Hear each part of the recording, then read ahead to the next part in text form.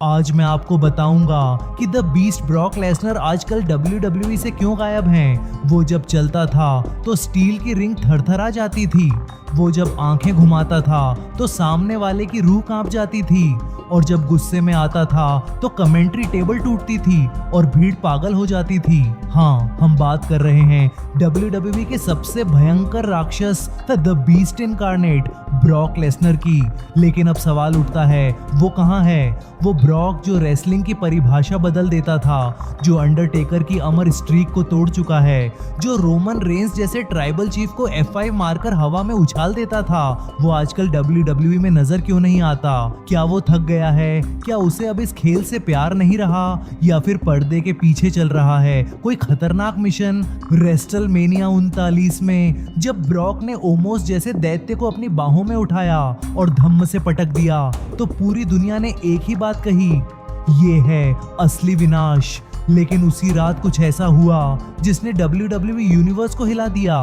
Wins McMahon और triple H के बीच बंद दरवाजों के पीछे एक मीटिंग हुई और उस मीटिंग से निकला एक गुप्त मिशन, एक खतरे की खबर, एक अंधेरे से निकलता नया फाइटर जिसने WWE के परफॉर्मेंस सेंटर में कहर बरपा दिया। रिपोर्ट्स बताती हैं कि ब्रॉक अब अपने फार्म हाउस में है, दूर दुनिया की भीड़ से, जहां वो ट्रैक्टर चलाता है, गन शॉट्स की प्रैक्टिस करता है और जंगल के बीच अपने शरीर को और घातक बनाता है। लेकिन असली फैंस जानते हैं, जब ब्रॉक शांत होता है तो समझो WWE में तबाही आने वाली होती है। कुछ लोग कहते हैं उसका कॉन्ट्रैक्ट खत्म हो गया है, लेकिन सच्चाई ये है कि ब्रॉक लेसनर कभी कॉन्ट्रैक्ट से नहीं चलता। वो सिर्फ दो चीजों से चलता है, खतरा और चुनौती। और अब वो चुनौती सामने आने वाली है। WWE के अंदर से खबरें आ रही हैं कि एक नया फाइटर जो MMA बैकग्राउंड से है, जो अनबीटन है, जो ब्रॉक लेसनर के ही पुराने दुश्मनों को एक एक करके तबाह कर रहा है, अब WWE में एंट्री लेने वाला है। ट्रिपल एच को डर है कि ये लड़ाई सिर्फ स्क्रिप्टेड नहीं होगी, ये असली खून खराबा हो सकता है। और इस खतरे को रोकने के लिए सिर्फ एक आदमी है, द बीस्ट, जो रेसलिंग को एक जंग बना देता है। अब सोचो, रेसलमेनिया 41 की रात, स्टेडियम खचाखच भरा हुआ है, लाइट्स बंद हो जाती हैं, स्क्रीन ब्लैक, और फिर गूंजती है वो आवाज, here comes the pen.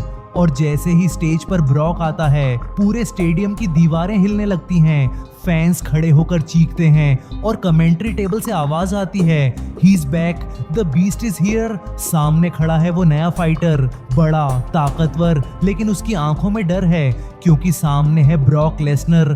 Brock चुपचाप रिंग में आता है, बिना एक शब्द बोले, बस एक स्माइली लुक देता है और फिर शुरू होता है इतिहास का सबसे विनाशकारी युद्ध। सुप्लेक्स सिटी के दरवाजे खुलते हैं, स्टील चेयर उड़ती है, F5 गूंजता है और फैंस चिल्लाते हैं, we love Brock, we love Brock. लेकिन सिर्फ यही नहीं, इसी मैच में ब्रॉक एक बात कहता है, अब हर किसी को पता चलेगा कि मैं क्यों WWE का अंत हूँ और शुरुआत भी। कुछ रिपोर्ट्स के अनुसार ब्रॉक फिलहाल WWE से एक्टिव डील में नहीं है।